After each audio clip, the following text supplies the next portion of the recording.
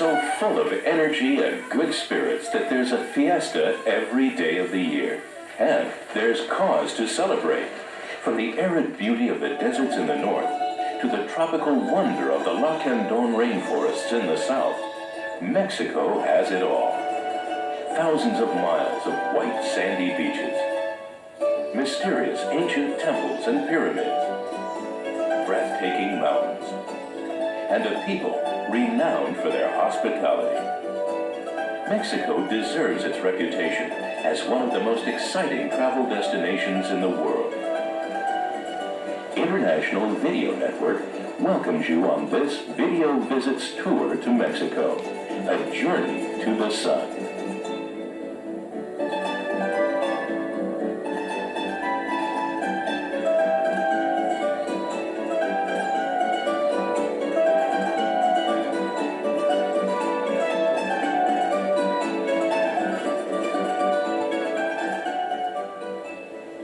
Bordered to the north by the United States and to the south by Central America, most of Mexico is mountainous. Spanish is the official language of Mexico, but many of the Indian cultures still speak their native languages. And even though Mexicans are the product of 4 centuries of European influence, they have not abandoned their Indian past. In fact, the Mexican people are proud of their rich heritage as they continue to carry on customs dating back hundreds of years. More than 22 distinct Indian cultures survive today, from the Huichol in the north to the Maya and Zapotec in the south.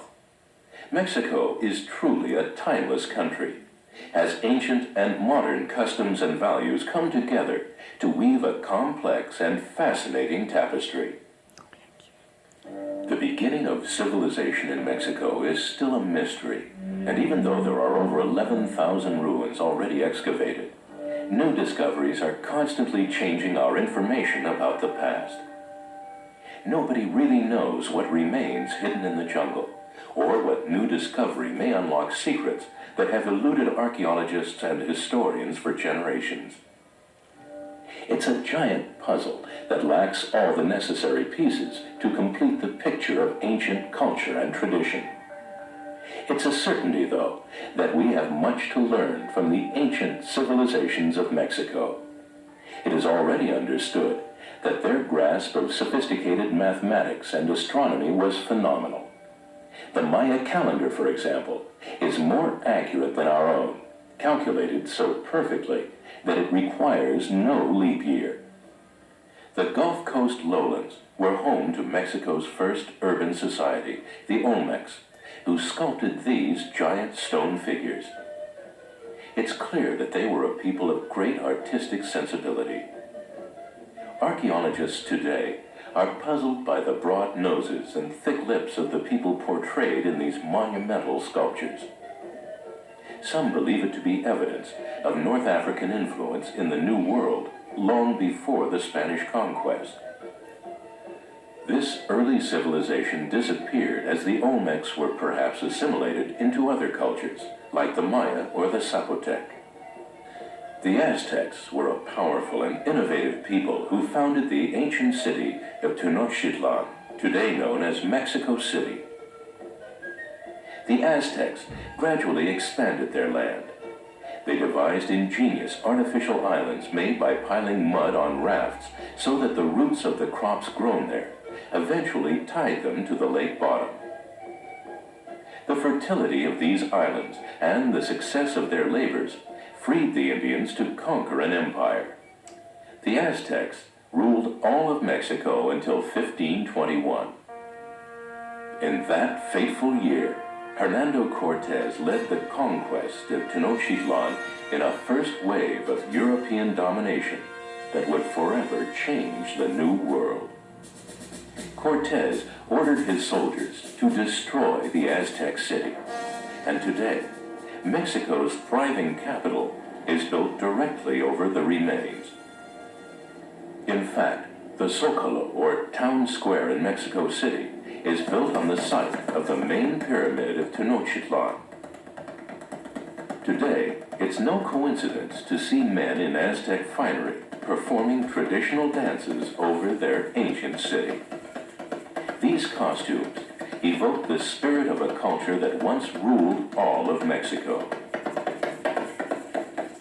Everywhere in Mexico City, there are reminders of the past, including this small Aztec temple that was discovered during the construction of a new modern subway system. Plagued with overcrowding and pollution, Mexico City recently completed one of the most effective and efficient subway systems in the world. This modern system links the entire city together underground, and at a cost of just a few cents a ride, it's affordable for just about everyone. With more than 18 million people packed into the largest city in the world, Mexico City is at once elegant and frayed, inspiring and depressing. Just breathing the air here is the equivalent of smoking 2 packs of cigarettes a day. But also in the air is a vibrant electricity, energy, and excitement. Mexico City is a vast and elegant cultural center. There aren't enough hours in the day to take in its delights.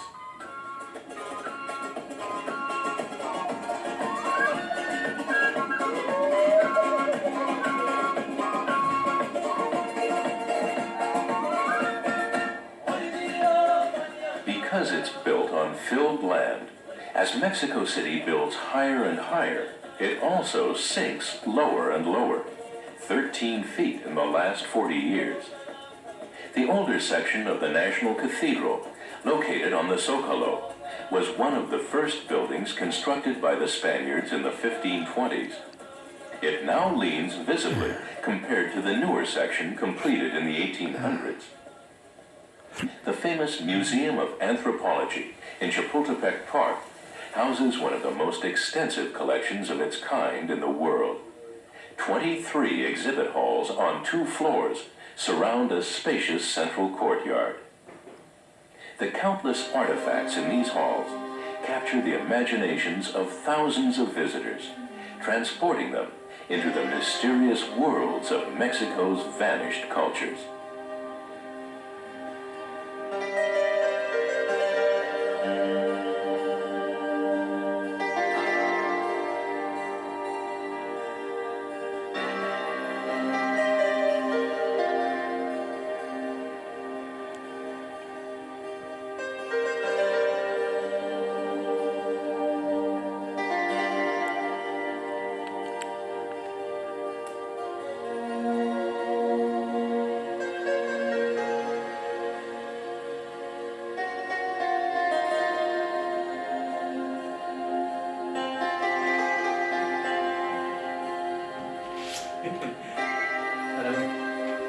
Hello. What are you doing? Watching that? In addition to the collection of pre-Columbian artifacts, the museum also displays authentically reconstructed village dwellings, designed and built by indigenous peoples. All the cultures of Mexico are represented, including the Huichol. These Indians are most popularly known for their traditional ritual use of peyote, a species of spineless cactus which is the spiritual basis for their culture. Equally important are deer and corn. Together, these 3 elements represent the totality of Huichol life. The Huichol cling tenaciously to their ancient ways and remain among the people of Mexico the least affected by Western cultural influences. Theirs is one of the few remaining cultures which maintains a religion based on the use of mind-altering plants. Anthropologists have found evidence supporting the theory that the use of psychotropic plants has been the source of inspiration for numerous other religions.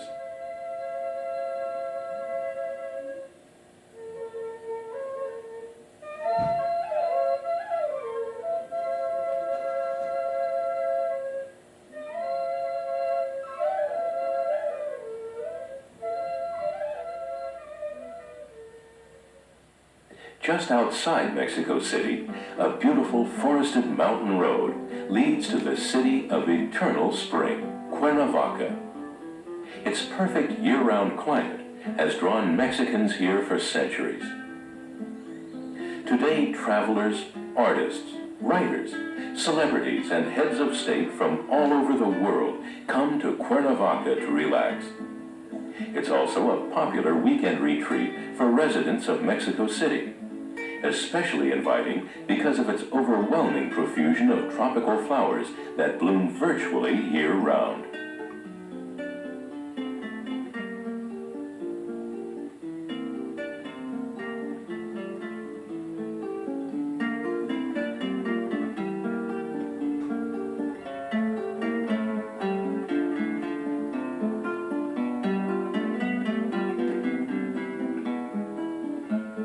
Cortez destroyed the Aztec town in 1521 and built this palace over the ruins of a sacred pyramid.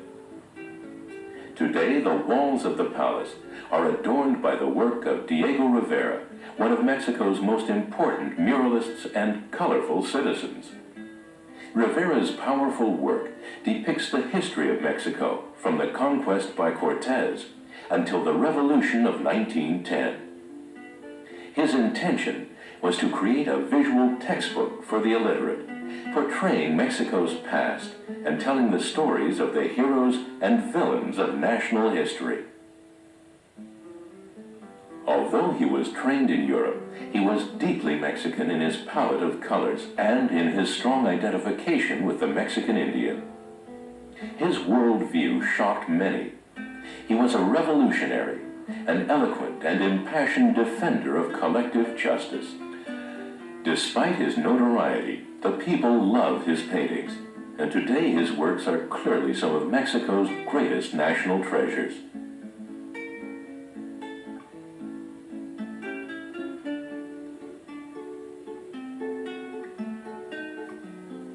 Other great Mexican painters, such as David Siqueiros, Jose Clemente Orozco, and Rufino Tamayo, were also working in this large-scale medium.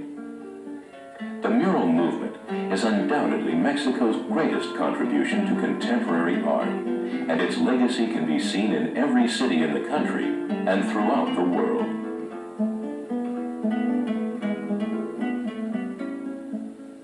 Along the highways, it's not unusual to see some of Mexico's village dwellers. These women seem to be sporting a new kind of headgear, but closer inspection reveals that they have iguanas for sale. This family has been selling iguanas like these for over 20 years. The grandmother suggests cooking them like chicken, but the children counter that they make wonderful pets. Many Mexicans earn a living making one-of-a-kind arts and crafts. These wooden animals are produced for sale by the Velasco family.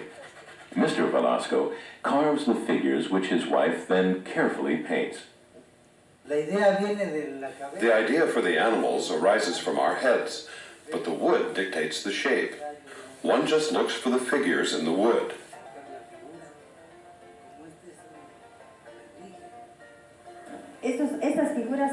We enjoy creating these whimsical figures very much.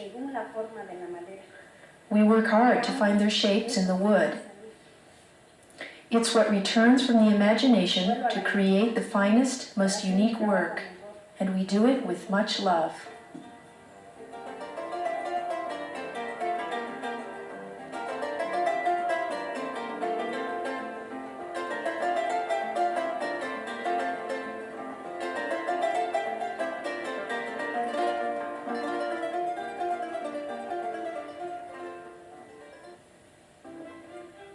There are riches of another kind in Tasco, a silver mining city in the hills of the state of Guerrero and a reborn center for silver craftsmanship. In 1932, an American named William Spratling revived interest in the old city's silversmith trade, and today, Tasco's silver and copper products can be found all over Mexico. The handwork from Tasco deserves its reputation for being consistently first-rate. This silver mine is the most modern mine in Tasco and still produces high-quality ore. Tasco's most precious jewel is undoubtedly the beautiful Santa Prisca Church, considered a Baroque classic. The church sits amid the narrow, cobbled streets of this quaint and perfect red-tiled village. Financed by the silver mining riches of José de la Borda, the inscription over his porch once read, "God gives to Borda, and Borda gives to God."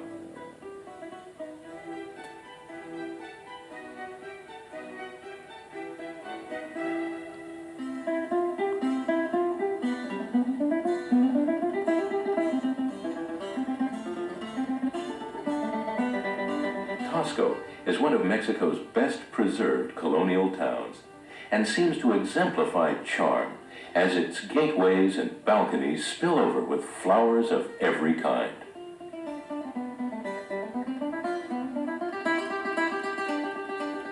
The 20th century has had little effect on Taxco, probably because it was literally cut off from the world until the first paved road reached it in 1930.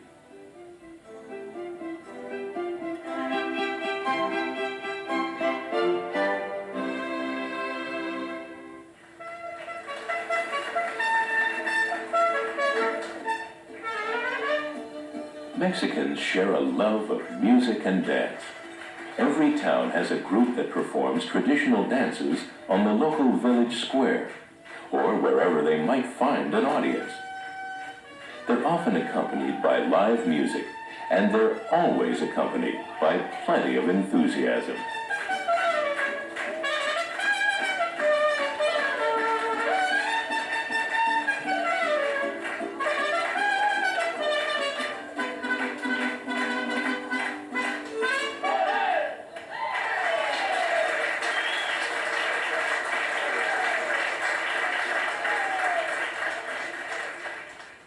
The oil-rich Yucatan Peninsula extends into the Caribbean on Mexico's southeastern coast and borders on the second largest barrier reef in the world.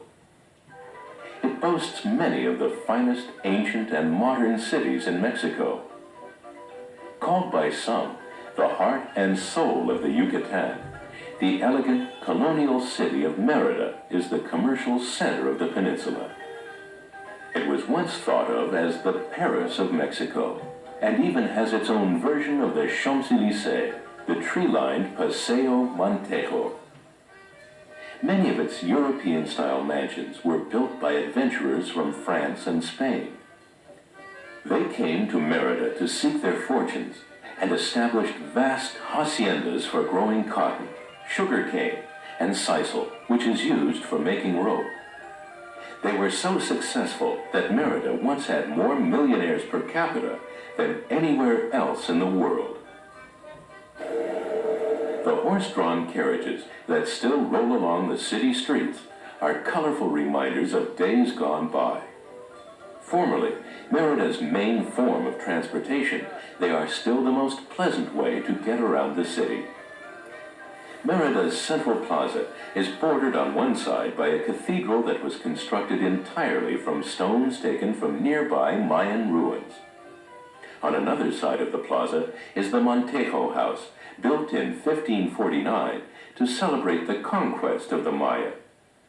The bloody war between the Spanish conquerors and the Maya civilization is best illustrated by this conquistador, whose foot rests on the head of his Indian slave.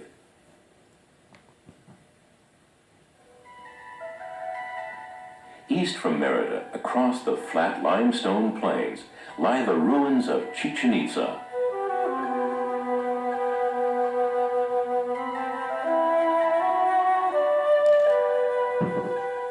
The perfect proportions and design of the awesome pyramid called El Castillo are reminders that these architectural triumphs of ancient times were produced by one of the most outstanding civilizations in the history of mankind.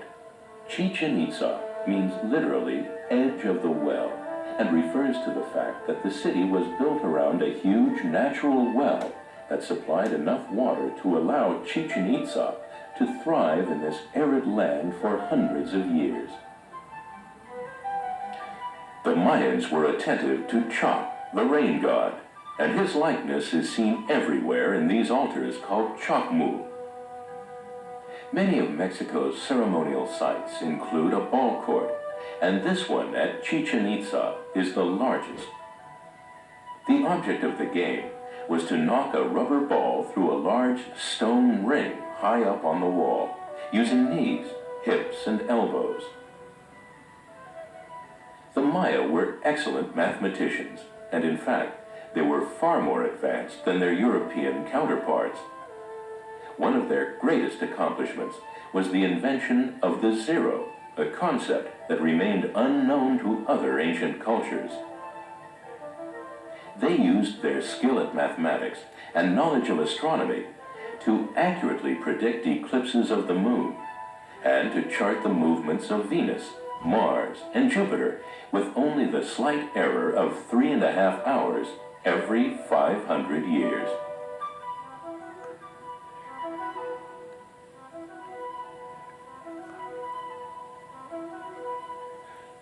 The Maya Empire extended to the Caribbean shore and includes Tulum, a walled city that overlooks the sea. Just north of Tulum is the new coastal resort town called Cancun. With its crystal clear water and exuberant nightlife, Cancun is one of Mexico's most popular resorts. Dazzling beaches stretch as far as the eye can see and contrast perfectly with the emerald blue of the Caribbean. The incredibly fine, pure white sand is so soft that walking on it gives the sensation of stepping in talcum powder.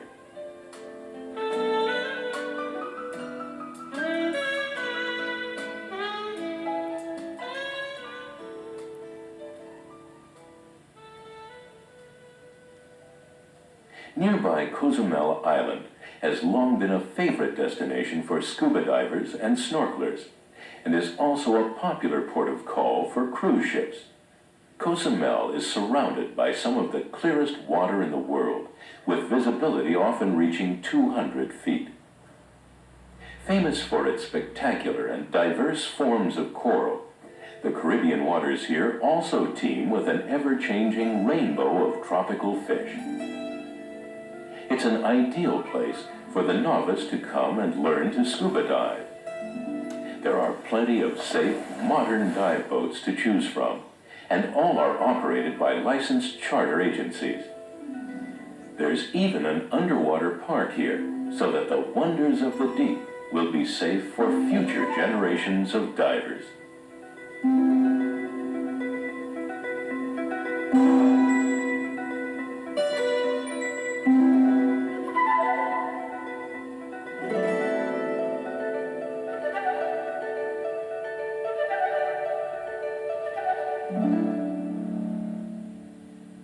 For an aerial look at Cozumel's reefs, many tried parasailing. This boat is specially equipped so that daring flyer can take off and land directly on a platform without ever getting his feet wet.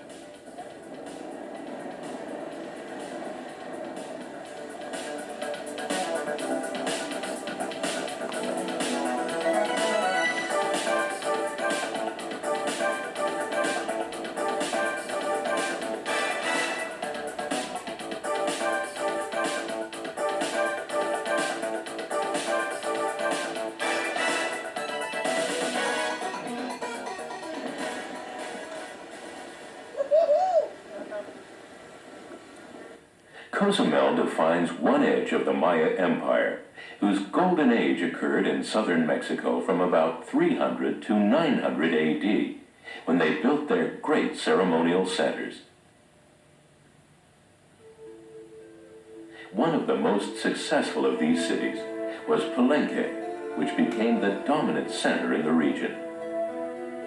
The setting here is incomparable, and the first glimpse of this mystical place is sure to stir deep and profound feelings.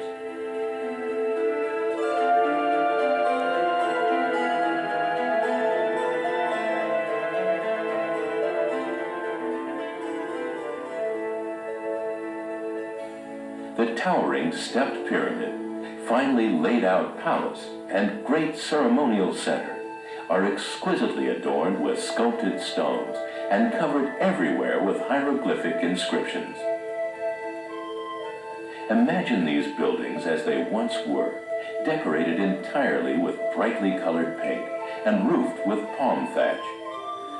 It was here at Palenque that Mexican archaeologist Alberto Ruz discovered a crypt deep inside the majestic Temple of Inscriptions, proving that this pyramid was a funerary monument with exactly the same function as the Egyptian pyramids. The man entombed here was surely one of Palenque's mightiest rulers. He ascended the throne when he was 12 years old and lived to the age of 80. This entire city had been completely swallowed by the jungle when it was rediscovered by Americans John L. Stevens and Frederick Catherwood in 1837. Alberto Ruz spent his entire life here, working to unravel Palenque's mysteries. He was so dedicated to excavating this site that he chose to be buried here. Today, visitors pass by his tomb just inside the entrance gates. His work has inspired generations of archaeologists to spend their lives searching for the secrets that lie locked in the past.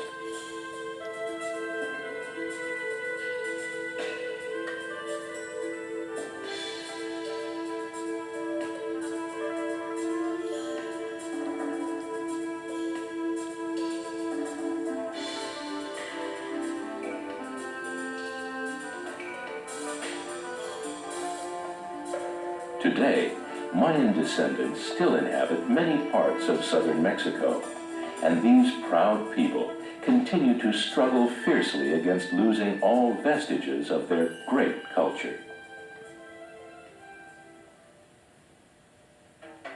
Just outside Palenque, even deeper in the misty Lacandon rainforest, is this ethereal waterfall known as Misolha. Travelers are drawn here to relax in an earthly paradise, enveloped by the beauty of the lush jungle canopy.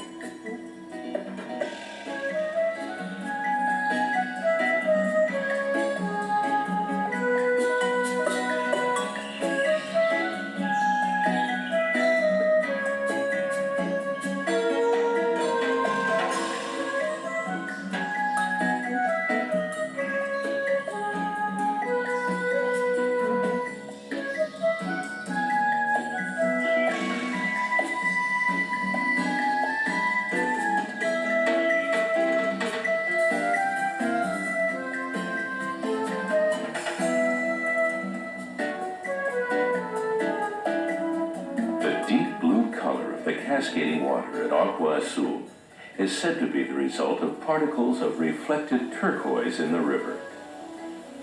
Over 500 individual falls converge in a dramatic display.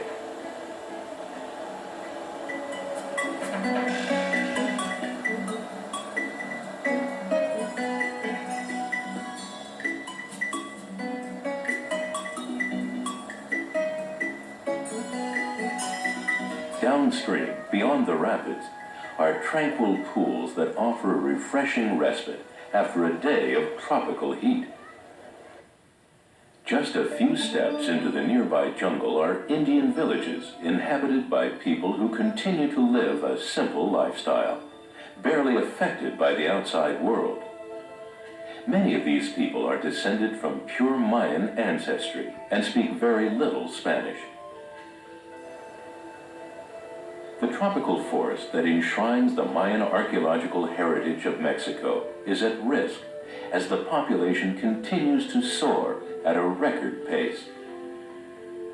Countless miles of jungle have disappeared forever as they are cleared for cattle grazing. Only 15% of the Lacandon rainforest remains.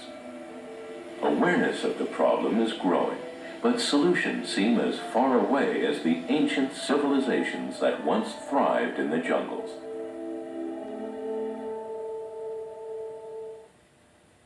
On the southernmost Pacific coast of Mexico is the state of Oaxaca. It's the center of commerce for the 16 Indian cultures that live in the surrounding hills. Here, as nowhere else, history, tradition, and pre-Hispanic culture all blend with the excitement of the contemporary world. Oaxacans are so proud of their capital that they've designated the entire city of Oaxaca a National Historic Monument. No new building is permitted within 5 kilometers of the city center. Each day, the local Indians gather at Oaxaca's shady Central Plaza to display their handicrafts.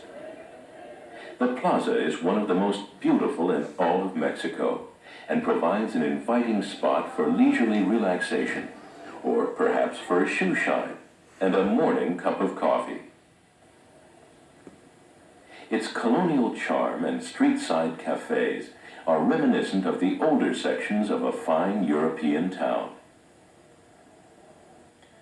A few blocks from the plaza is the Church of Santo Domingo. Its modest exterior gives way to a gilded, highly ornamented interior.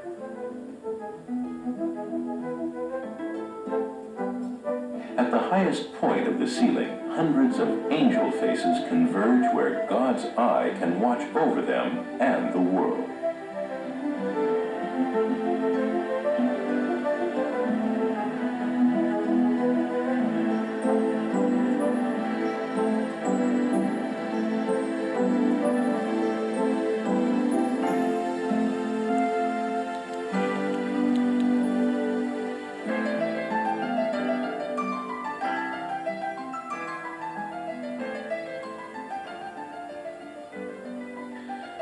The old convent next door to the Church of Santo Domingo has been converted into the Oaxacan Regional Museum.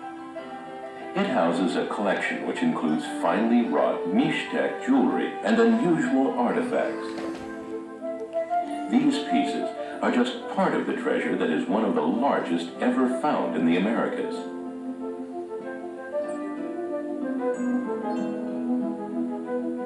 This jewelry and pottery was recovered from the famous Tomb No. 7 at nearby Monte Alban, the greatest capital left by the Zapotecs.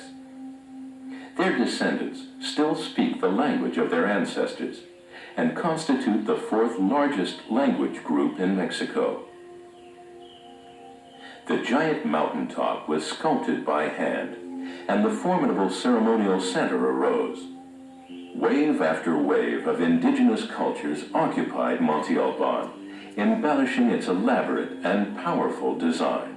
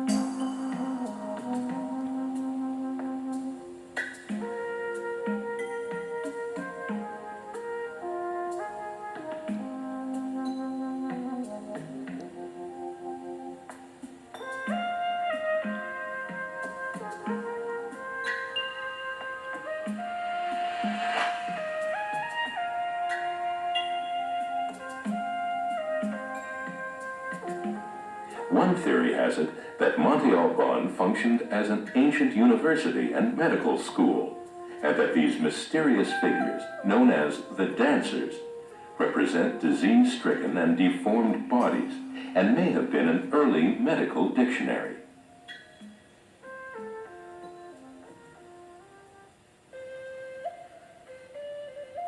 One of Mexico's most intriguing celebrations is the Dia de Muertos, or Day of the Dead, when Mexicans revive a tradition as ancient as it is curious. Each year, they believe, the deceased are allowed to visit their loved ones who are still in this life. The festivities begin with a parade for the children. Their costumes include the Bride of Death and all her friends. Each household creates an altar with an offering for their dead relatives and friends. The altars always include flowers and the most delicious foods. Chocolate, the special pan de muerto, or bread of the dead, mangoes, papayas, and even beer and mezcal are there to tantalize. Estamos en mi casa y también la de ustedes en San Francisco Tuxtla.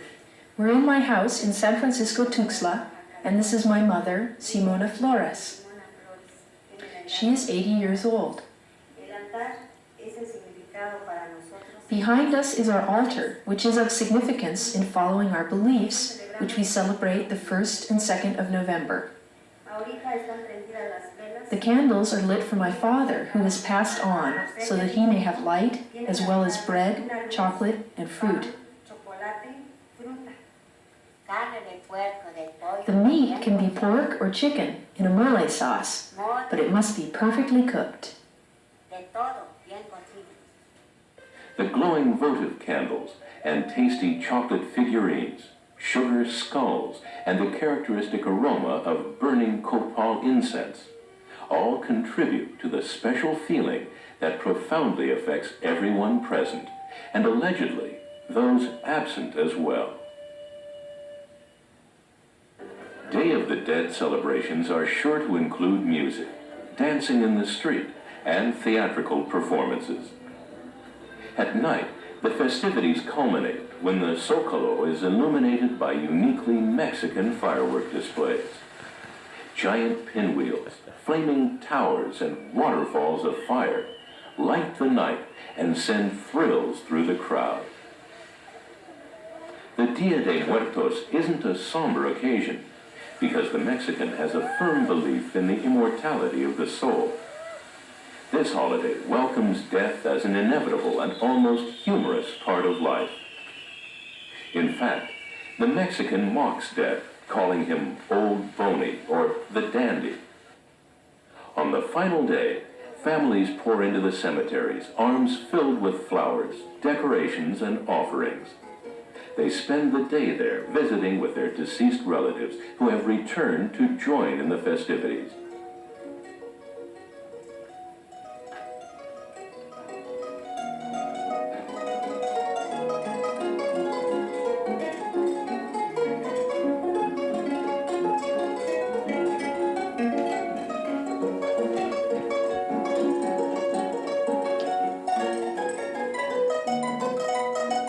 Nothing seems to evoke the unique spirit of Mexico quite as well as the handmade crafts created by its artisans.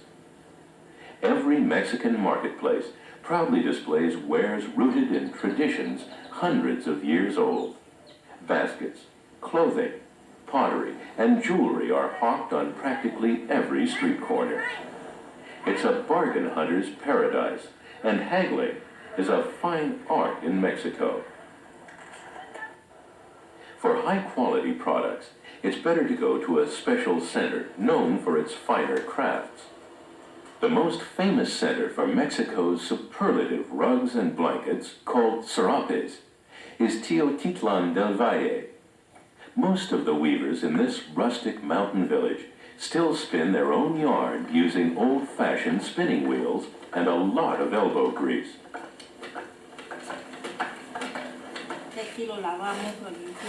First, we wash the wool.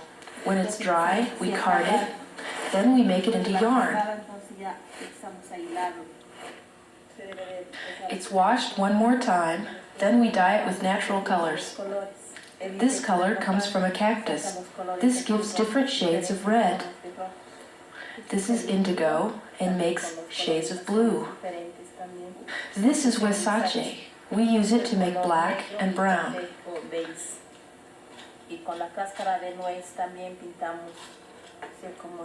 And with this nutshell, we also make the earth tones. This is a kind of moss we use to make this golden yellow, and we also use it to make the color green. These are all the natural vegetable dyes we use. Este diseño que estoy trabajando yo en este momento es un diseño original de This design that I'm working on right now is one of our originals. para terminar uno de estos paquetes. It will take about 3 weeks to complete, working about 6 to 8 hours a day. Trabajo trabajando de 6 a 8 horas diarias. Bueno, para aprender a trabajar, para aprender a hacer ese tipo de trabajo. I began very early as a 9-year-old child to learn how to do this work, and I've been doing it for many years. O sea que ya tengo muchos años haciendo esto. Y pues al empezar es difícil, pero con la práctica. At first it's difficult, but with practice, you can do good work in 3 years. 3 años. Aquí en la casa trabajamos toda la familia.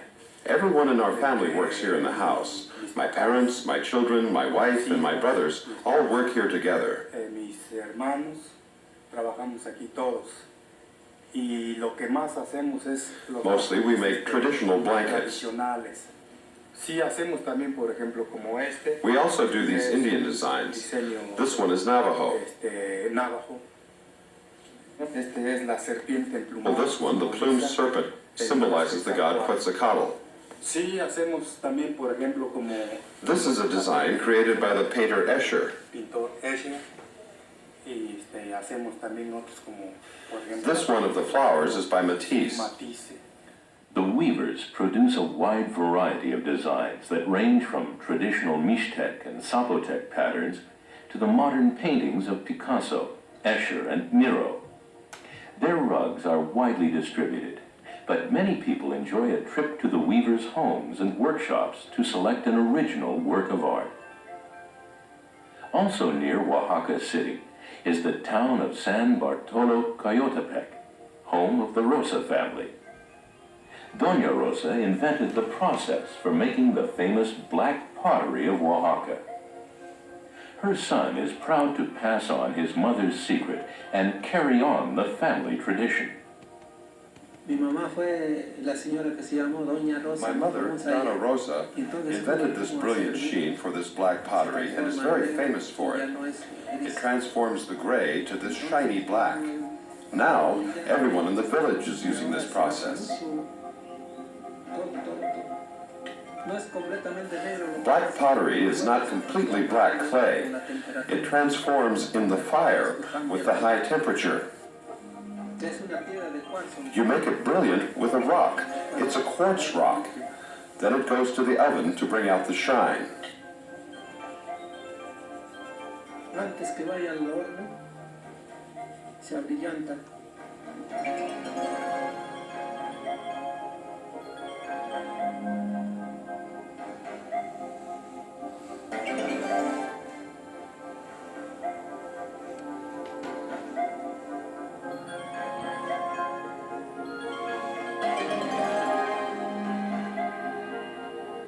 There's no better place on earth for fresh seafood than the coastal towns of Mexico. Many local economies are dependent on their fishing industry for survival, and the local chefs take full advantage of the freshest fish imaginable. One of the Pacific's most beautiful fishing villages is also known to an elite group as the surfing capital of Mexico. At Puerto Escondido, the choices are to hang out or to hang 10. This village tumbles down craggy cliffs to a fabulous stretch of beach that hosts international surfing championships at one end, yet has a still and serene bay at the other. This newly discovered tropical resort is fast becoming the #1 choice for travelers who want a slower-paced escape. Across the Sea of Cortez from the mainland is Baja, California. A narrow ribbon of highway connects the rugged desert that extends 800 miles from the California border to Cabo San Lucas. This road follows the original path of the Jesuit missionaries who came to Baja and built a series of missions, each a day's walk apart. Most of Baja California can only be explored by four-wheel drive or on horseback, so for many, the preferred highway is the ocean. Sailors have been known to cruise Baja's coastline for months at a time, dropping anchor and exploring some of the most spectacular and sublime natural harbors in the world. warm waters, isolated beaches, and infinite recreational possibilities combine to make Baja a nature lover's favorite paradise.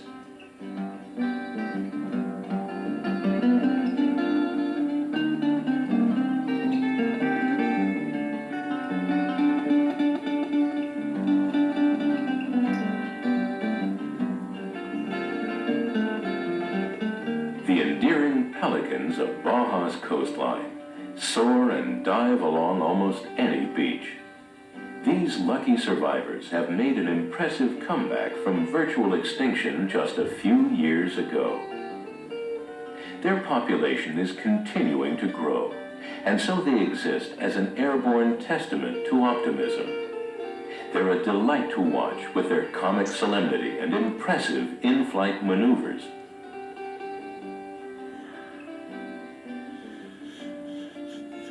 For years, the world's sport fishermen have anticipated the joy of an excursion to the magnificent Baja Peninsula. A day of fishing here can yield spectacular results. Albacore, yellowtail, barracuda, dorado, bonito, and the king of sport fish, marlin.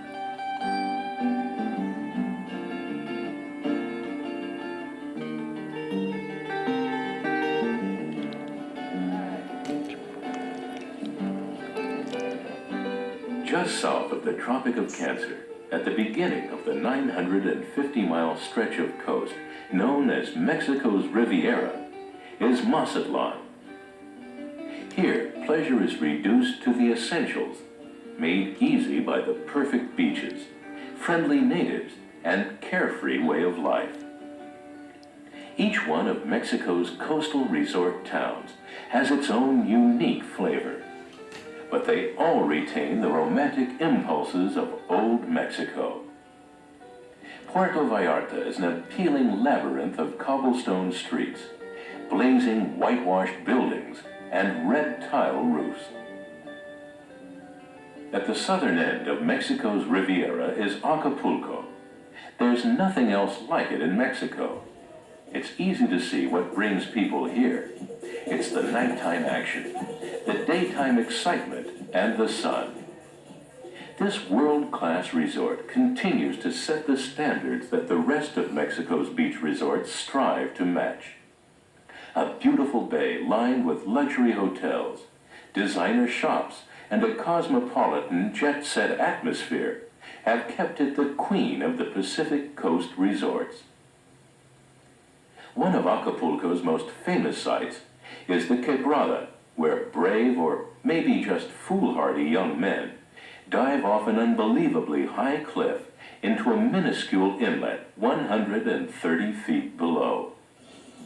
After a day in the sun, many head for a night in the lights. Acapulco's discos are ultra-modern, with the most advanced laser and light shows imaginable. Even a tired tourist can't resist the impulse to dance until dawn.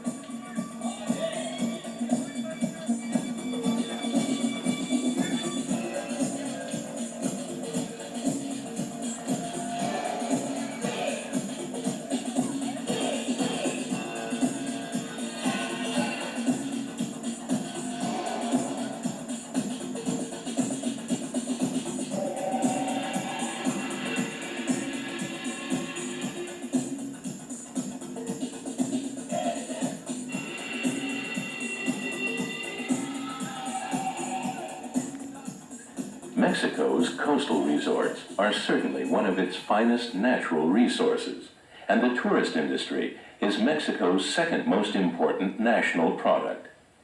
But as the population grows and tourists and their dollars continue to flood in, many ask the question, what about the future? Mexico stands at a crossroads where the traditional and the modern haven't yet made their peace with each other. But the Mexicans are an optimistic people. They look forward to the days ahead and have confidence that solutions are coming. In the meantime, there's always something to celebrate as a new day dawns over a country filled with natural wonders. ringed by more than 6,000 miles of coastline, and held together by a past rich in tradition and history. Que viva Mexico!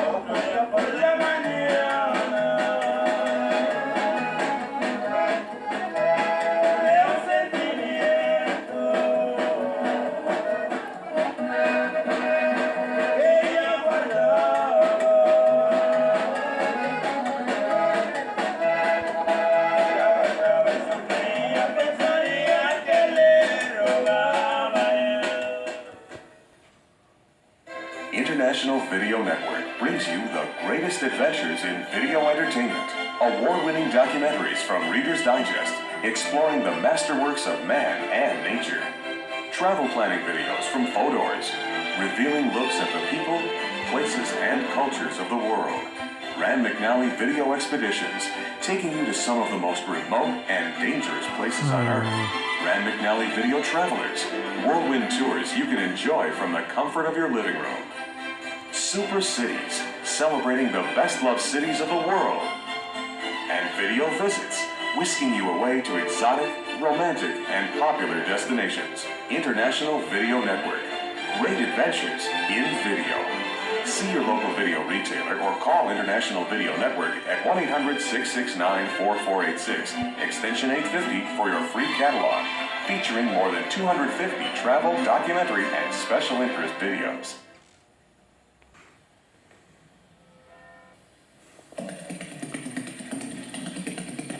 Imagine a country big enough to encompass 30 European countries within its borders.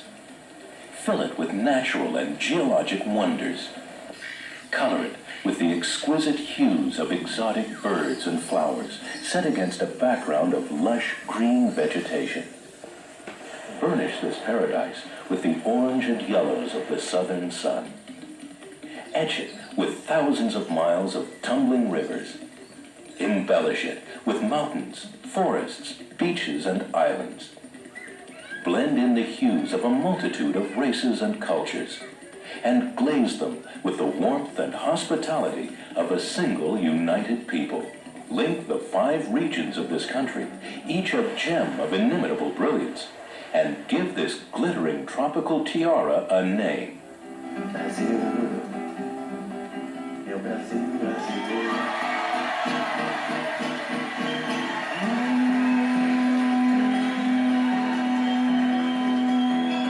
A da cortina do passado, tira a mãe preta do cerrado, toca o recôncavo com gado, canta de novo trovador, ao ver embora luz da lua, toda a canção do seu amor. Quero ver essa dona caminhando pelos salões, arrastando o seu vestido retado. International Video Network welcomes you on this video visit to Brazil. When most people think of Brazil, they think of the wildness of the Amazon, the stunning beauty of Rio de Janeiro, or the excitement of Carnival. And while these things are indeed a part of Brazil, A closer look at this fascinating country reveals a multitude of unexpected facets. This is, after all, a country so large that while it's winter at one end, it's summer at the other. Brazil accounts for half of South America in both land size and population. And with 70% of its people under 30, it is a country young in age and spirit. Despite the current economic problems, Brazil is one of the richest countries in the world in terms of natural resources. It has the most concentrated economic and industrial base in Latin America, and it ranks 8th in the world in gross national product. Brazil is a neighbor to every other country on the continent except Ecuador and Chile. And its 3 million square miles are made up of 5 distinct geographical regions. The northern region holds the vast primordial forests of the Amazon basin, a world unto itself, a giant watershed which feeds the Amazon, the largest river in the world. The northeastern region is the Golden Coast, a land of endless tropical beaches, the cradle of Brazilian civilization, a place where African, Portuguese, and Dutch cultures have merged to form a way of life that is both unique and typically Brazilian. The west central region is an almost untouched land of vast marshes, teeming with native wildlife, the Pantanal of the Mato Grosso. And from out of this stark wilderness rises the shape of the future, the ultra-modern capital of Brazil, Brasilia. The samba beat of Rio de Janeiro, the dynamo pulse of Sao Paulo makes the southeastern region the real energy center of the country. The southern region is a high, cool land of pine forests and pampas, perfectly suited to ranching and agriculture. Here the folkways of Europe have been faithfully preserved. And it is in this southern region on the borders of Paraguay and Argentina that the Paraná and the Iguazu rivers meet with such force that they create the largest waterfall on Earth, the luminous Iguazu Falls. It is one of many incomparable sights in a land of geologic wonder and vast natural resources. But Brazil's greatest natural resource is her people. Brazil is a unique mix of races, which began with the Aboriginal Indians, followed by the Portuguese settlers who later brought slaves to the New World from Africa. Successive waves of immigrants from Europe, Asia, and the rest of the world continue this process even today, making Brazil one of the world's most dynamic cultural melting pots.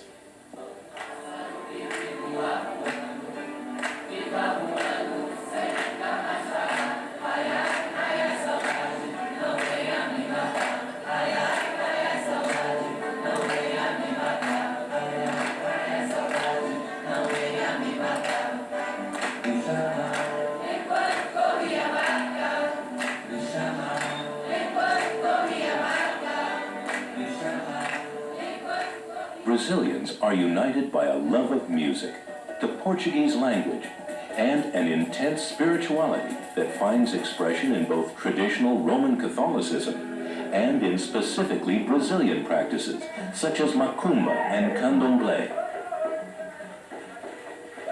Brazilians are an optimistic and vital people, looking toward the future as Brazil prepares itself to fulfill its great potential. The history of Brazil is long and complex. What Columbus missed when he discovered America was found by the Portuguese navigator Pedro Alvarez Cabral in 1500. This was just 7 years after Pope Alexander VI divided the New World between Spain and Portugal by drawing an arbitrary line 370 leagues west of the Azores. The idea was to give the riches of the New World to Spain and the prizes of Africa and the Far East to Portugal. Brazil, which bulges far eastward into the Atlantic, was then unknown. This error was a geography lesson that gave Portugal a foothold in the New World. history of Brazil continued with a series of booms and busts through which the country was gradually explored and settled. The first explorers found only the dye-yielding wood, pau-Brazil, from which Brazil takes its name. The first major settlements in Brazil came as the result of the sugar boom of the 17th century, when Brazil became the world's leading producer of sugarcane. This ended when sugar produced in the Caribbean proved cheaper for Europeans to import. Today, cane is once more an important crop, not just as the raw ingredient for a popular drink, but as a source of alcohol fuel, part of Brazil's recent move toward economic self-sufficiency. It was the early cane boom that made the northeastern city of Salvador, known locally as Bahia, the first capital of Brazil. This tropical port city, which sits beside a large bay surrounded by cocoa palms and fragrant flowers, may no longer be the political capital of Brazil, but the colonial beauty of its architecture remains.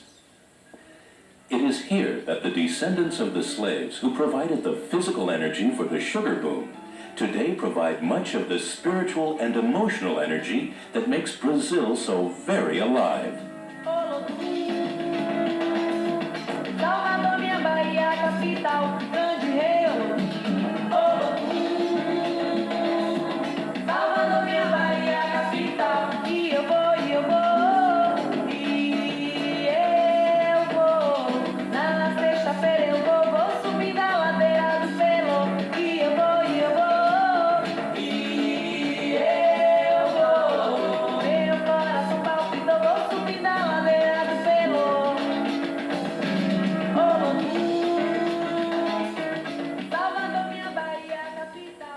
Bahia is a city on two levels. The lower level contains the old port, the commercial center, and the docks for the ferries that take locals and adventurous travelers to the nearby island of Itaparica.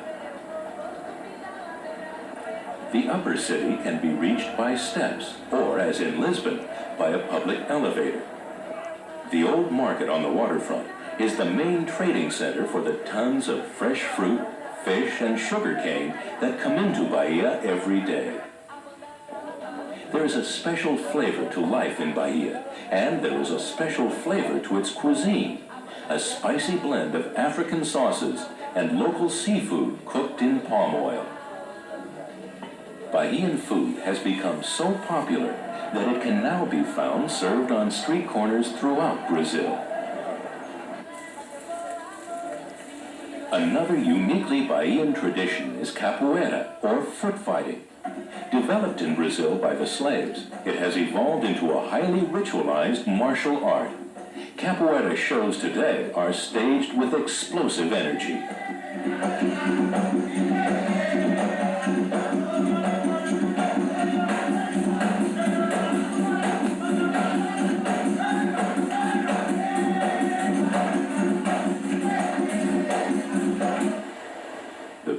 The city of Salvador is rivaled by the beauty of its endless miles of golden beaches, treasured by natives and visitors alike.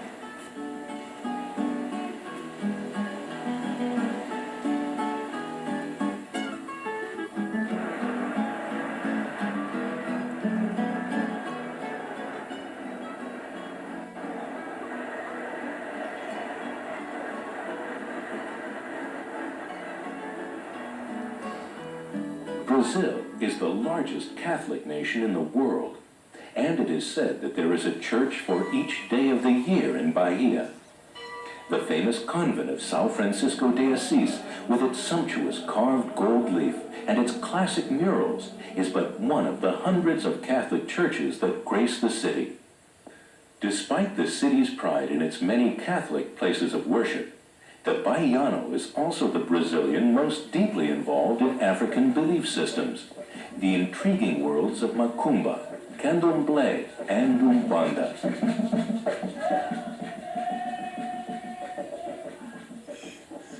It was through the portals of Bahia, the center of the Brazilian slave trade, that 3 to 5 million Africans were first brought to the New World. Missionaries baptized them when they landed, but didn't care if they kept their drums, their songs, and some of their own customs. Although the Catholic Church later attempted to suppress African religion, the slaves were able to incorporate Catholicism with their own gods and rituals, producing what today is called candomblé. As practiced now, candomblé remains close in form to the original African religions brought by the slaves.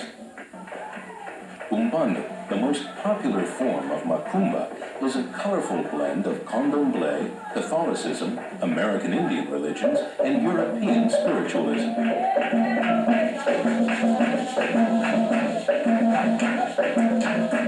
A central feature of Umbanda is an altered state of consciousness, described by devotees as possession by supernatural beings. Spirit possession is a state in which the medium's own consciousness leaves, and his body is entered by the possessing entity. Drumming, singing, and dancing accompany the celebration as the spirits arrive, ordering food, drinks, cigars, special costumes, or whatever it is they like.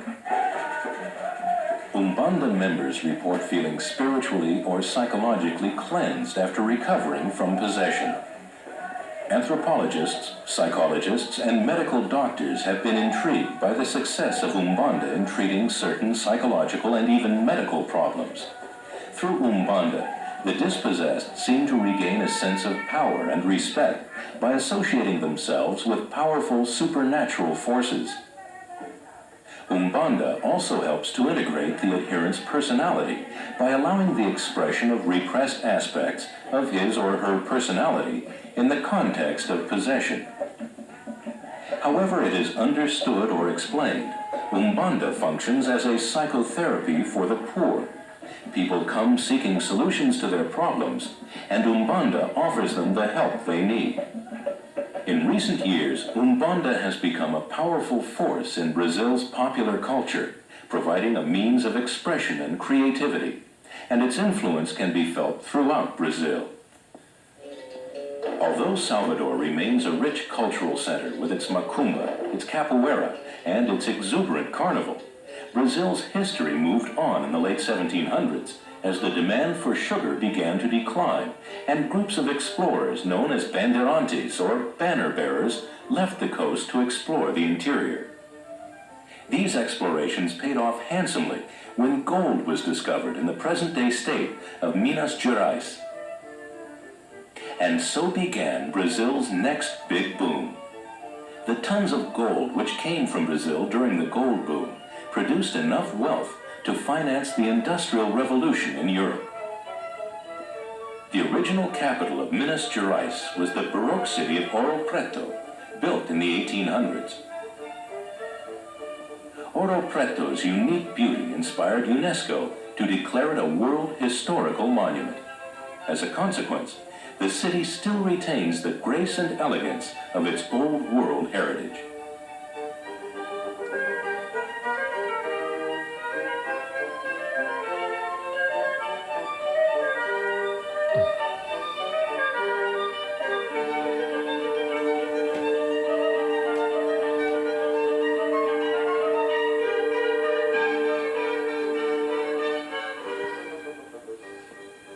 Of gold brought cultural gifts as well.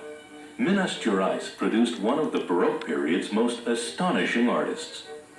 These statues were carved by the sculptor Aleijadinho, known as the Little Cripple. Despite being handicapped by leprosy, which deformed his hands, Aleijadinho created these works of art by strapping carving tools onto his arms. The 12 apostles, which stand in front of the church of Bom Jesus, are thought to covertly represent the leaders of the Brazilian independence movement. The figures in his Stations of the Cross are also thought to be veiled caricatures of political figures of the era.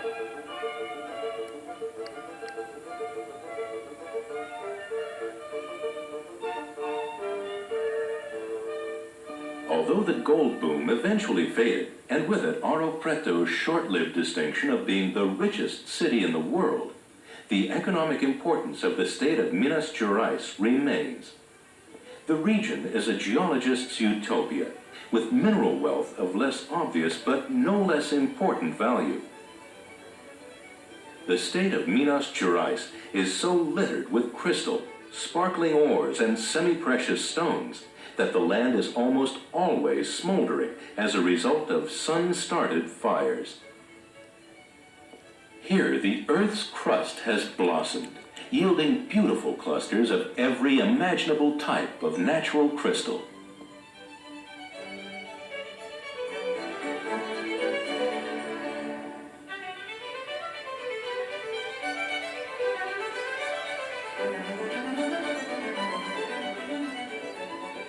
Although some of these unusual crystals are mere attractive curiosities, others, such as various members of the beryl family, are among the most valuable substances known to man. When the early Bandeirantes began searching these hills for diamonds and emeralds, they had no idea that Brazil would one day become the world's leading producer of gems and colored gemstones. Perhaps no one knows more about the fascinating world of Brazilian gemstones than the man who first introduced Brazil to the art of gem cutting, Jules Sauer.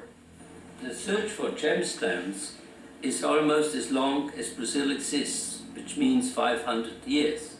But less than 50 years ago, it was only known to a handful of experts. Today, millions and millions of people know that Brazil is in reality the paradise of gemstones. The 90 different gemstones found in Brazil consist of a variety which is unknown anywhere else. The most important, the diamond, has been found since colonial times. And all in 4 different states, all riverbeds are diamond bearing. But as Brazil has been overshadowed by South Africa at the end of the last century, we were looking more for colored gemstones, and the aquamarine was the first important stone we found. In 1963, we found emeralds for the very first time, and the last discovery, which was made in 1987, is alexandrite.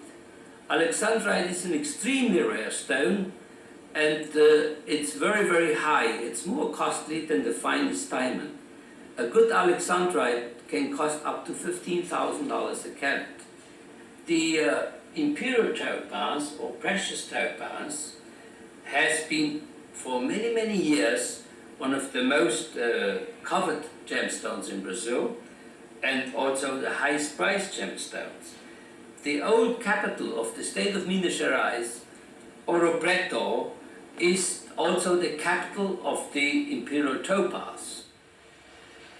The Capuan mine, operated by Amsterdam Sauer and Rodrigo Silva near Ouro Preto, is one of the few producing imperial topaz mines in the world. Here, the topaz-yielding material is hydraulically dismounted using water from a nearby holding pond.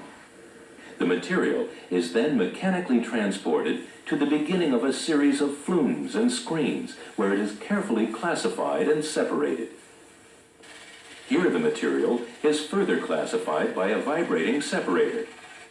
In the final stages of the process, the promising stones are hand-picked from the quartz crystal and other materials that have been concentrated from the original slurry. Even in this highly efficient mine, it takes tons of raw material to produce each carat of precious imperial topaz. The finest stones from the mines in Minas Gerais and elsewhere in Brazil eventually find their way to the jeweler's shop, where they are artfully transformed into the centerpieces for some of the world's most beautiful jewelry.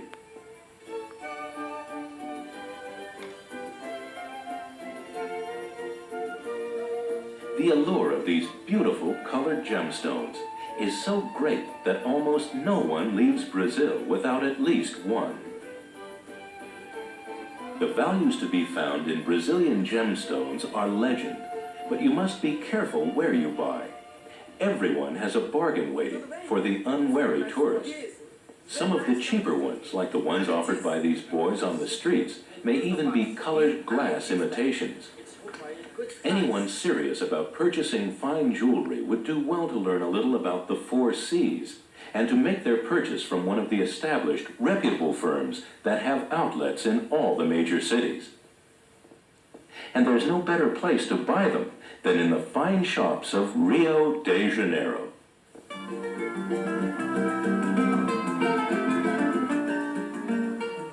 Set between the mountains and the sea, Rio is without question the star in the crown of Brazil. The famous statue of Christ the Redeemer on the top of Corcovado Mountain stands with open arms, looking down on a city of open-hearted people who know more than a little about the joy of life.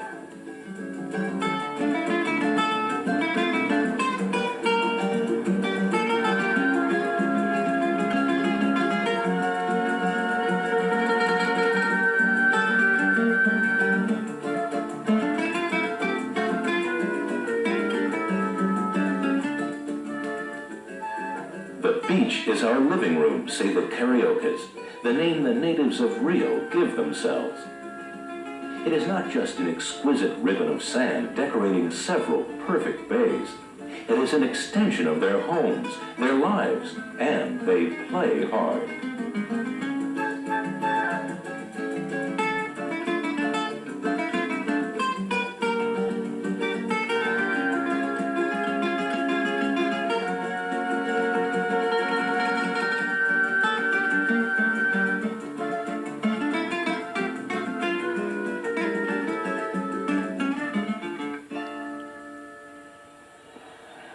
Soccer is the passion of Brazil.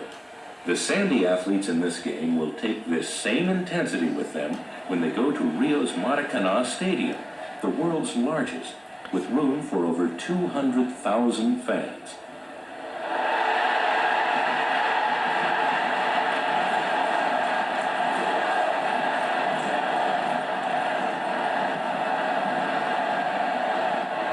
It's about as impossible to resist becoming involved in a game under these conditions as it is to resist a tidal wave.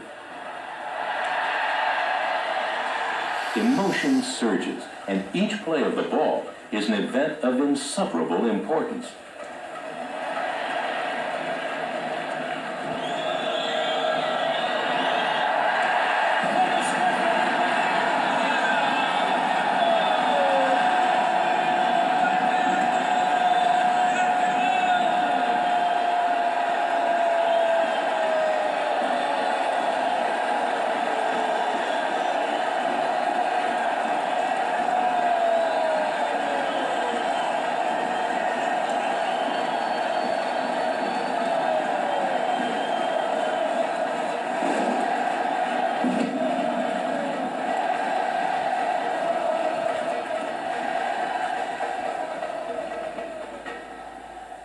But there are other facets of Rio.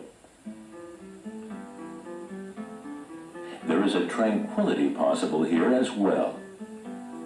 In the Tijuca forest, on a cable car suspended between the peaks of Sugarloaf Mountain. Or in the botanical gardens, where palm-lined paths wander among over 8,000 species of cataloged plants.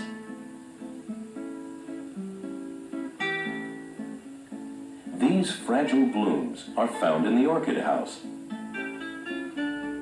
And this temptation for some unwary insect is in the carnivorous plant house.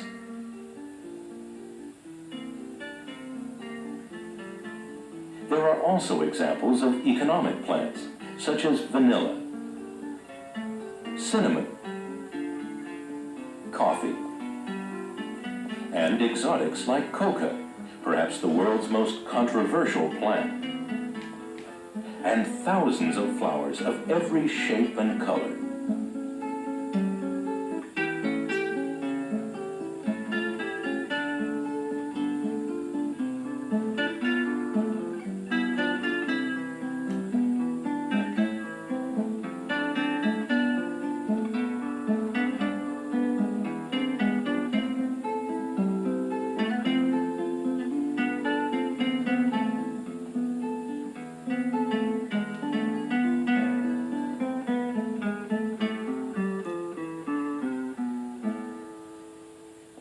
History lives in Rio. The Municipal Theater is modeled on the Paris Opera House, an exact replica, though on a somewhat smaller scale. This is a place where the old and new meet, though some look dwarfed by comparison. Rio was founded on New Year's Day in 1502, when Portuguese sailors arrived and mistook the bay for a river which they called Rio de Janeiro, or the River of January. Rio was a capital of the southern part of Brazil, as well as the refuge for Portugal's royal family when they fled from Napoleon in 1807. It is a city of transitions. This aqueduct, the Arcos da Lapa, built in 1750 to bring water from the hills, now serves as a track bed for the streetcars going up the hills to the Santa Teresa district, up to the hills, to the favelas, which are the site of the famous samba schools, the neighborhood associations that give Rio the music and the costume dancers who parade through the samba-drome during Carnival. From the poverty of the favelas that cling to the hillsides comes the energy and color for the event that makes Rio famous the world over. For the 5 days before Ash Wednesday each year, the city of Rio throws away its clocks and its calendars and puts on its most splendid dress for an annual plunge into hedonism, dance, and spectacle.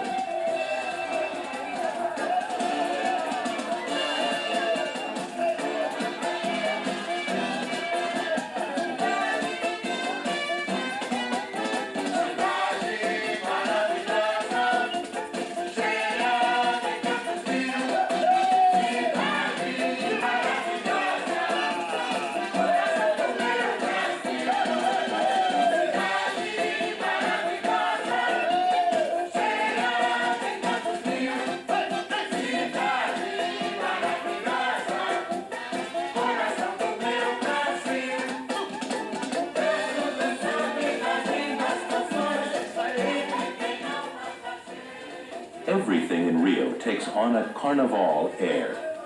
Here at the crafts fair, people come from all across the city, and everyone has something to buy or to sell.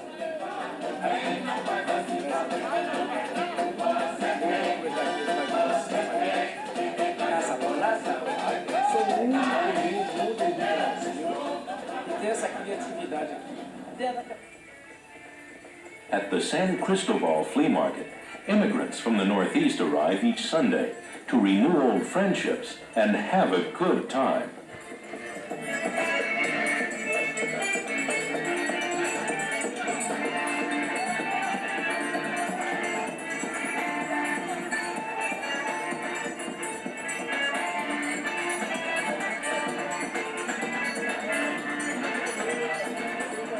Every sense is tempted here, tantalized by the sights, the sounds, and everywhere the aromas of food cooked over sizzling hot coals. This is the barbecued beef for which Brazil is justly famous. Feijoada is a typical Brazilian meal of black beans simmered with a variety of meats and served with rice, collard greens, and mandioca. Brazilians eat a lot of beef, and with good reason. The Pampas in the south of Brazil are ideal for raising top-quality cattle. Here in the southern region, beef is served in the traditional Brazilian barbecue, or churrascaria, beef served on a sword. Here in the Southland, alongside the cattle, lives the Brazilian gaucho, the poncho-wearing, mate-drinking, silver-spurred Brazilian cowboy, a survivor and hero of his own legend. To live free as the bird that cleaves the sky was the goal of Martin Fierro, the literary hero of the epic poem of the Pampas, and it is the goal still of his real-life descendants, the present-day gaucho. Like our cowboy, the gaucho is an individualist who survives by skill and courage, riding across plains so expansive he must depend, like a sailor, on the Southern Cross in the night sky for direction. The gaucho life is not reserved only for men. Women, called gauchas, are part of the gaucho culture. In fact, here, everyone is a gaucho.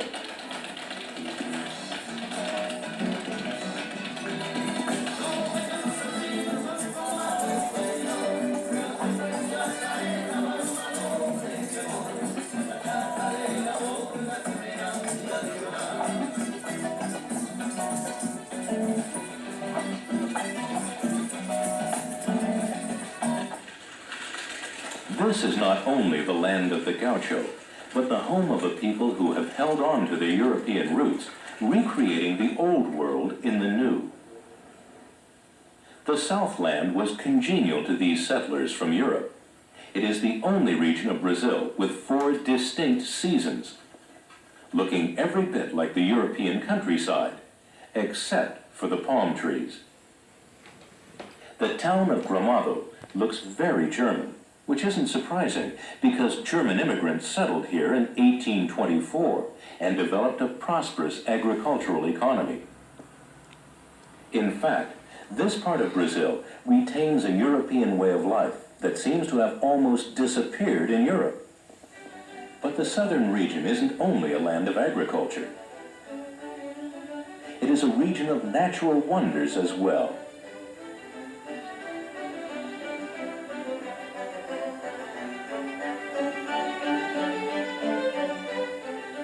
These wind-sculpted spires of red sandstone resemble the ruins of some ancient civilization, its greatness reduced by time, and the name given to these natural monuments, Vila Velha, means just that, ancient city.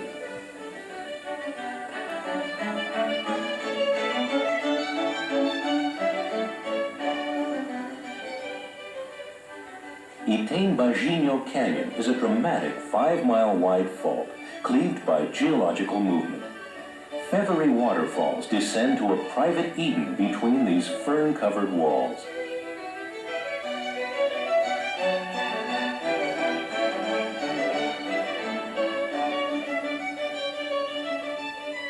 Geology has given the southern region another curiosity, the furnas, cavities in the earth created when the ceilings of subterranean rivers collapsed. To ride down this elevator is to fall into a fairy tale world of deep green pools at the bottom of a giant well.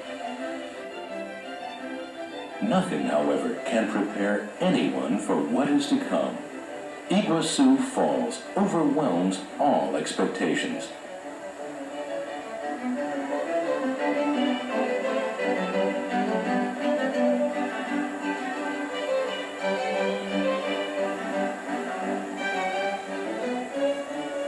Present at these falls is to have the sensation of being present on one of the days of creation.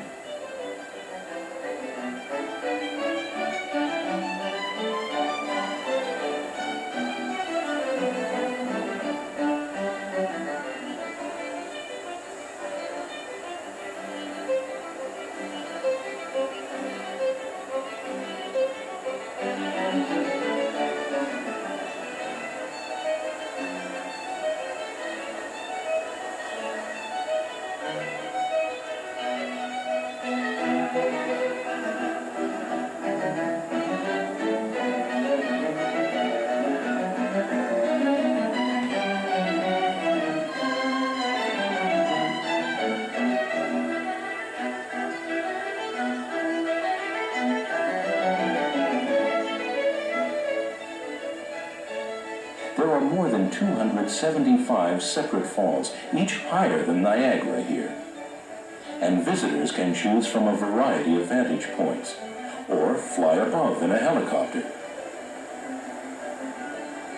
The Argentine side offers a tantalizingly precarious view from the very edge of this immense crevasse.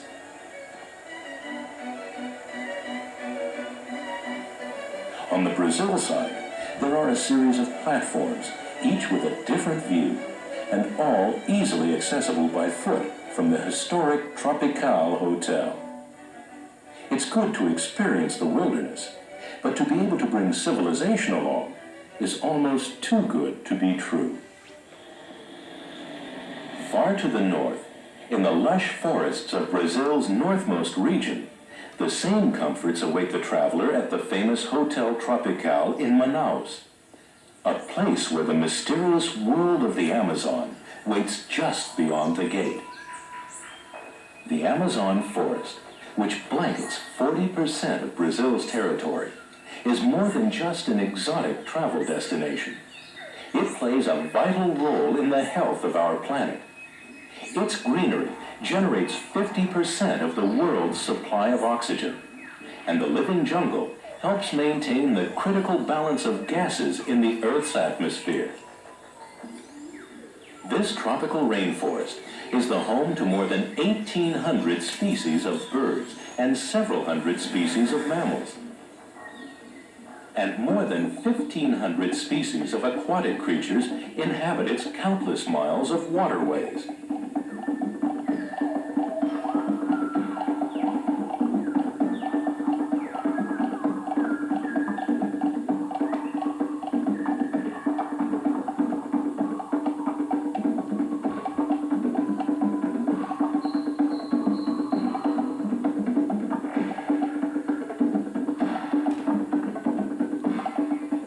Trying to conquer the jungle, the rainforest appears almost indestructible. But this overwhelming forest is actually a most delicate and fragile ecosystem. The life of the forest is protected by the heavy leafy canopy and the dense mat of roots below. These roots are all that holds the thin layer of soil that nourishes and holds the jungle. When large sections of forest are destroyed for short-term agriculture or grazing, the thin layer of topsoil washes away in the frequent rains, leaving only barren rock. And though the jungle is so large that it seems like a limitless resource, thousands of acres are being lost this way every day. As more and more people become aware of the fragile beauty of this largest of all jungles, there appears a new hope that the unrivaled pageant of rare animals, brilliant birds, and strange creatures that make their homes among these exotic plants will indeed continue.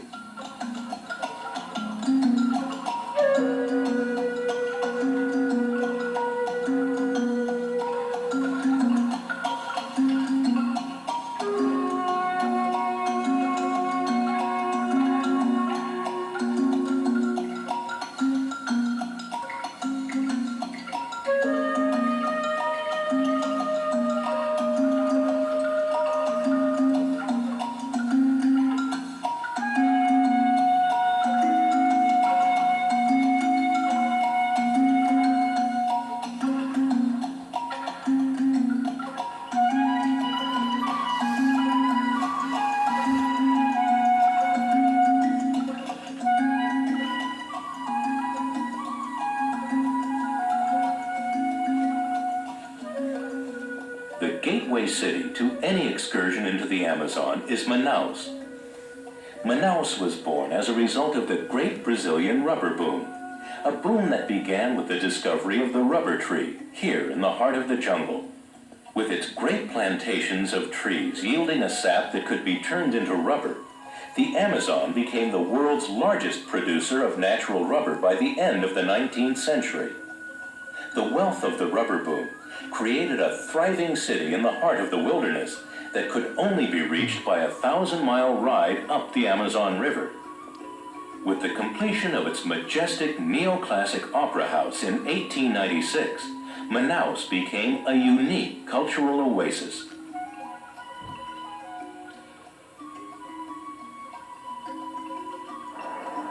But today, another boom is taking place here.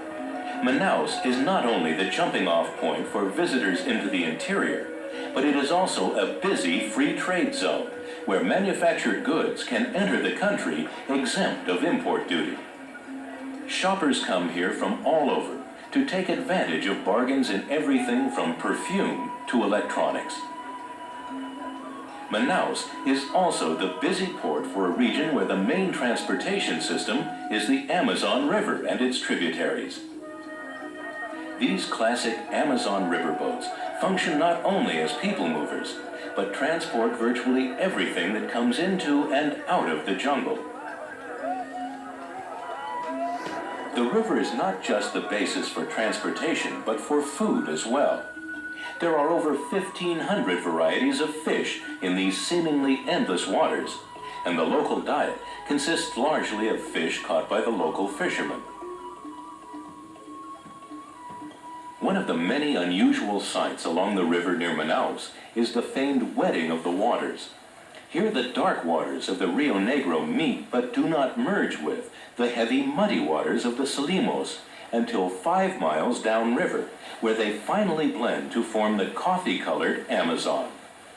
This is also the spot where the pink freshwater dolphins can often be seen frolicking along the swirling line dividing the rivers.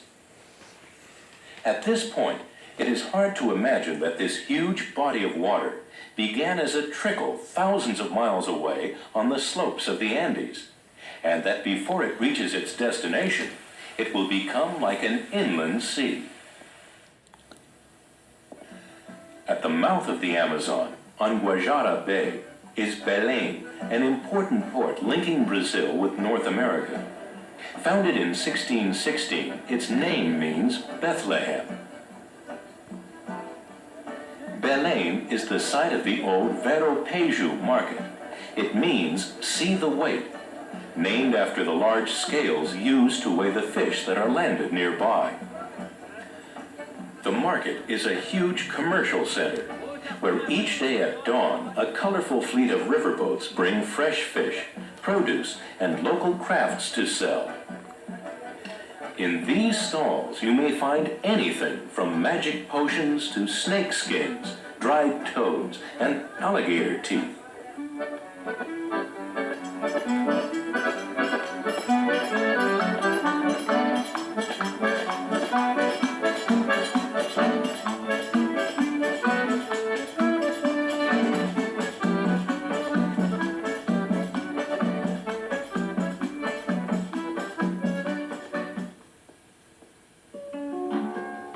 South of Belém, on the Atlantic coast, lies Fortaleza, a sparkling seacoast city surrounded by beautiful sandy beaches. Fortaleza is known as the home of unusual local crafts. The colored sands found along the beaches south of town form the basis of this unusual art form.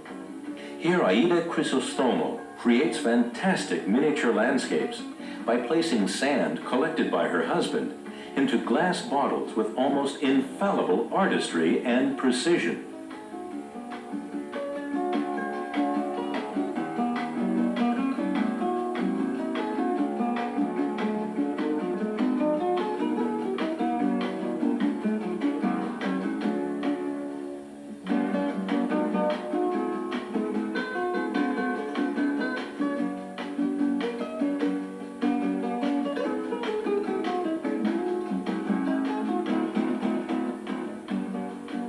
This is also a town of lace making, a nearly forgotten art brought to Brazil from Europe. These delicate webs fly from the skilled fingers of the women of Fortaleza, while their husbands fish far out at sea for days at a time in these tiny but most reliable sailing craft known as jangadas.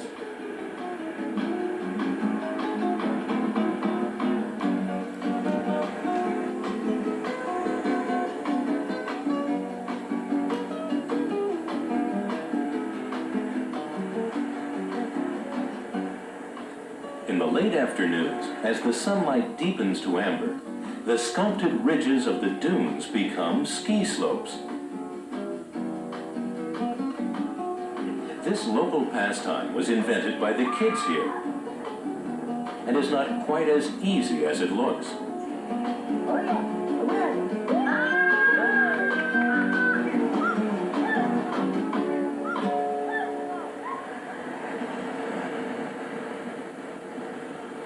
Fishing and lace making, though ancient and venerable skills, are no longer economically viable for many of Brazil's northern people. A relentless period of drought and economic misfortune during the 1980s has driven a constant stream of immigrants from the Northeast to the South to the busy city of Sao Paulo.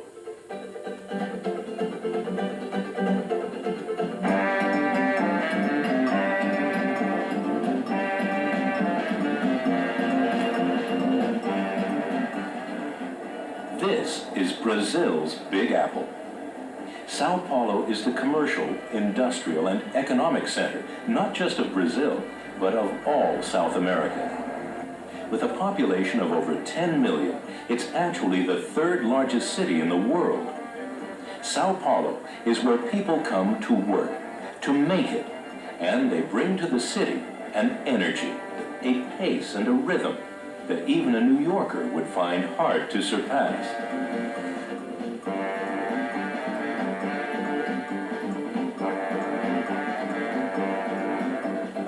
People here are driven by a passion to consume, and there are enough goods on display to keep anyone motivated.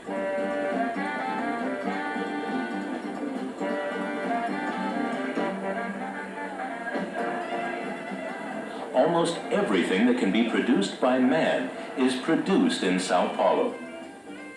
There are over 80,000 factories in Sao Paulo, employing over 2 million people, and when the pace slows, there is always another cup of cafezinho to pick it up again. Coffee comes thick and rich in a demi-tasse cup filled with sugar to the halfway mark. In Brazil, you can't get a large coffee or a small beer. The Avenida Paulista, the main thoroughfare, was once lined with the mansions of rich coffee plantation owners. Today, the only mansions still standing among the gleaming skyscrapers are the ones that have found a way to conform to the modern world. Sao Paulo is home to South America's largest banks, as well as its finest five-star hotels. Sao Paulo is a city with an international flavor. The world's largest Japanese population outside of Tokyo resides here, and Japantown is their cultural hub, as well as a place for visitors to enjoy the finer aspects of Japanese culture.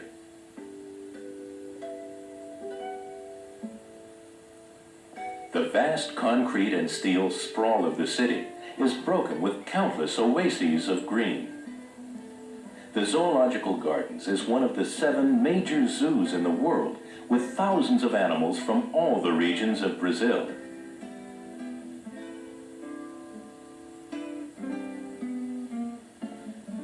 And if the wild animals of Brazil are not enough, the Simba Safari Park provides automobile safaris through acres of jungle habitat, where the people are in cages, while the animals are free to roam among them.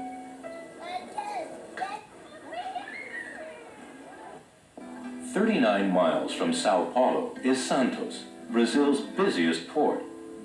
This is a spot of magnificent beaches and breathtaking views from a vantage point on the crest of a mountain served by a precipitously steep cable car system.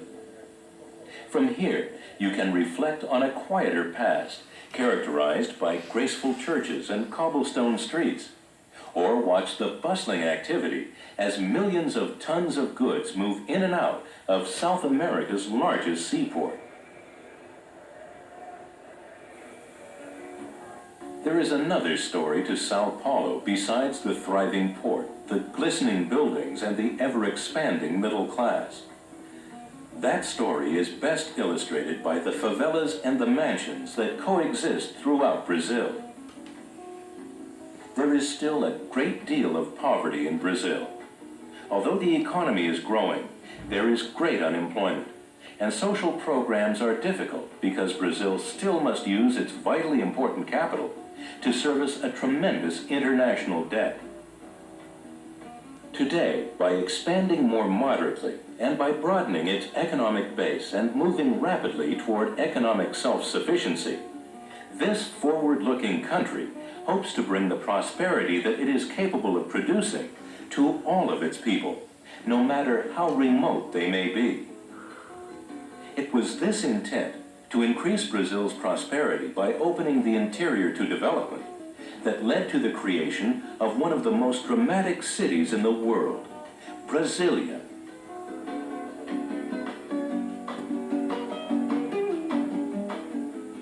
The new Brazilian capital is a vision of the future made real in concrete, steel, and glass.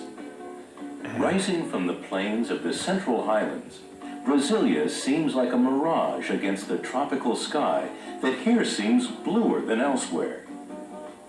It is not a mirage, however. It is quite substantial, a new city, completely planned. The public buildings were designed by Brazil's most eminent architect, Oscar Niemeyer, and the landscaping by Bula Marx. And the overall effect is like a trip into the future.